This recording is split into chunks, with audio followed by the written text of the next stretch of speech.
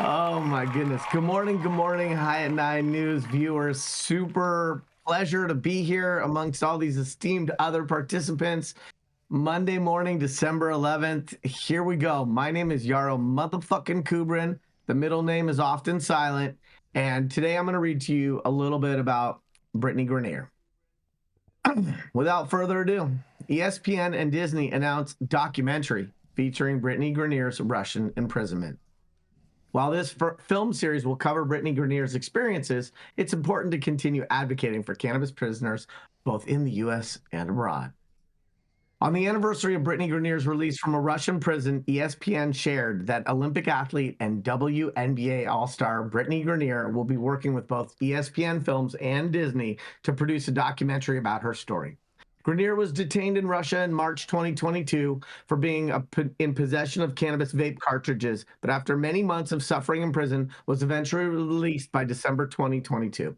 The last 2 years have been the most harrowing, transformative, and illuminating period of my life, and I'm grateful to be in a place now to share my story with the world, Griner said. I'm proud to partner with ESPN and Disney to share this very personal story because of its incredible potential to inspire hope around the world and their proven ability to do just that. Griner's ongoing imprisonment was constantly in the headlines with frequent updates about her case, including incomplete translations by her Russian-English translator, pleading and being found guilty in court, being sent to a penal colony in an unknown location. Support came from many sources, such as LeBron James, Dennis Rodman, and President Joe Biden, but few were as prominent as Britney's wife, Sherelle. Throughout BG's detainment and in the time since, ESPN, ABC, and Disney were supportive and caring in regards to the human side of the saga, Sherelle Griner said. Love and family were at the center of the fight to get BG home, and with that in mind, there is no better, more trusted partner to tell that story with us. ESPN described the story as a scripted series that will be developed by ABC Signature and will also include exclusive interviews with Robin Roberts of ABC News, Griner's agent, Lindsay Kagawa Colas, and John Lieberman, chairman and CEO of Brillstein Entertainment Partners, all executive producers on the project. That means if you pay to executive produce a project, they interview you about your feelings about somebody else being put in prison in another country. In the press release, the project was also described as using exclusive footage and rare archival material to tell the story. Britney is an exceptional athlete whose hardship and resilience are nothing short of extraordinary, said Burke Magnus, President Content ESPN. We are thrilled to be working with her to tell the nuances of her story and feel confident that this documentary will captivate audiences everywhere. BG is a hero across sports, culture, and humanity, just not in the smuggling community. We are privileged to serve as a part of her life storytelling journey and to partner with her and Sherelle to bring Britney's legacy to audiences worldwide. Legacy meaning her story, not that she was legacy. Through Disney, ABC, and ESPN, global wide-ranging TV and film platforms, Britney's story can be realized and experienced both creatively and realistically. We are honored that Britney has entrusted us to share her story of hope, faith, and determination across our platform, said Deborah O'Connell, President, Networks and Television Business Operations of Disney Entertainment. Her unwavering perseverance that helped shape her as an athlete has now influenced her leadership as a human rights advocate.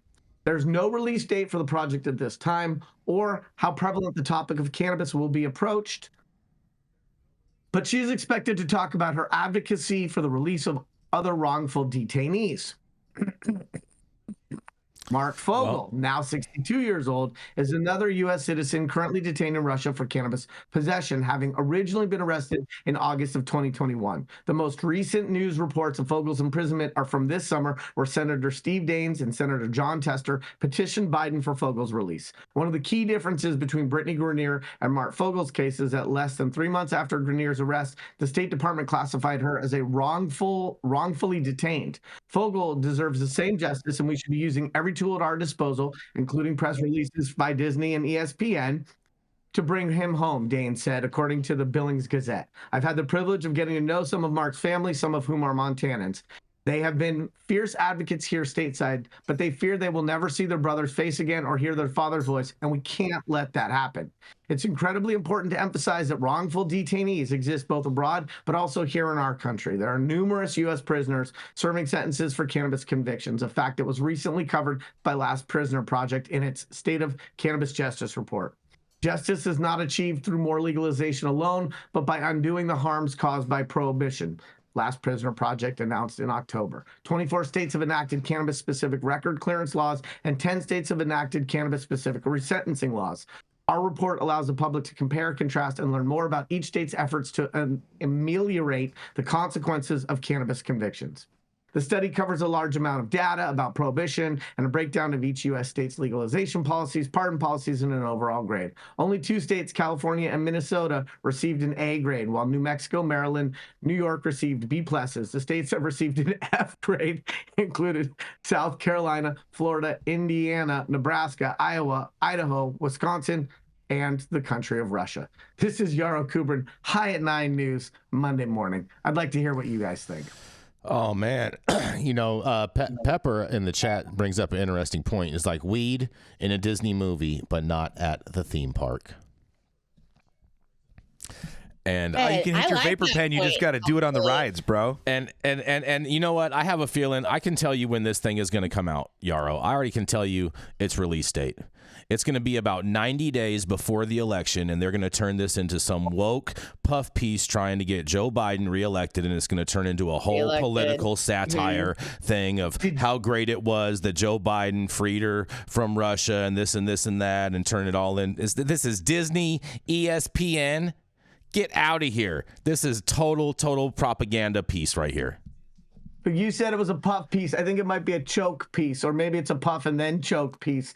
I mean, certainly they're trying to really lean into the feel-good attributes of this. I think it has the possibility, the potential of being something great if it talks more about her life story as an inspiring athlete and also need to continue to do the advocacy work. The concern I have is when we have quotes from like 27 people affiliated with this show before they've even created any content. They're talking about how it's going to be just the most groundbreaking episode of Feel Good. I mean, like I can hear the music cueing. You can hear all the pipe dreams.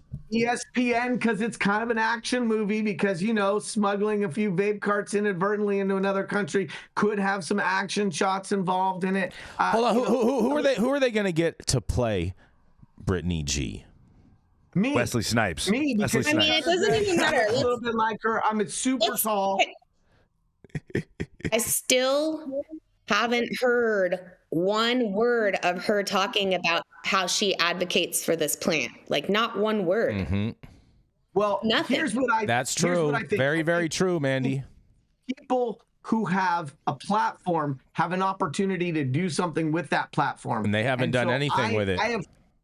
So when we have 5 quotes from people at ESPN, Disney, her wife, and nobody mentions Mark, who's in prison, and the writer of the article has to bring into the article the fact that there are still other cannabis prisoners in Russia. Yep. What I would just say is, Britney, I love you. I love your story. I got nothing but love for you. But if they're going to stick a microphone in your mouth, and if it has nothing to do with basketball, and you don't speak to the other prisoners that are still in the country that you got released from, then that's double dribbling. That's a foul. It's going to be. I'm telling you, that's exactly what it's going to be. That's exactly what it's going to be. It's going to turn into a Joe Biden puff piece of how great Joe Biden was for freeing Britney G from the Russians and how great it is. And that's what it's going to turn into.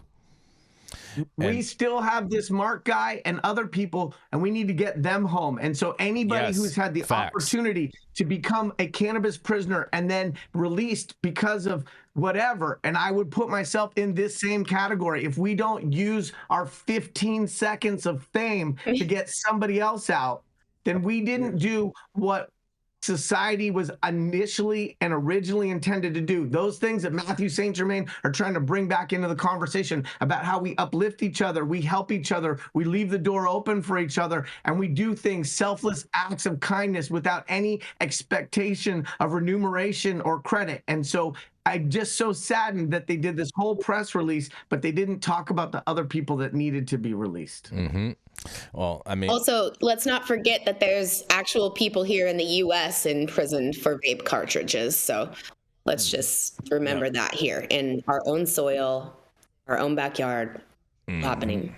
That all of those parts. And none of those people are getting Disney movies. Nope. or ESPN features, or covers of magazines, or someone writing a book on their behalf. None of those things. Yep. The other thing also is I always believe that businesses that are aligned with a common good or a better good or a higher good have the best chance of being successful. And what I would have liked is, at a very minimum, if they were going to have this massive multi-quoted press release from all these people, is any of the money from this movie being used to support the issues that are going to be covered in this movie? No, it's all going to go to Joe Biden's campaign coffers.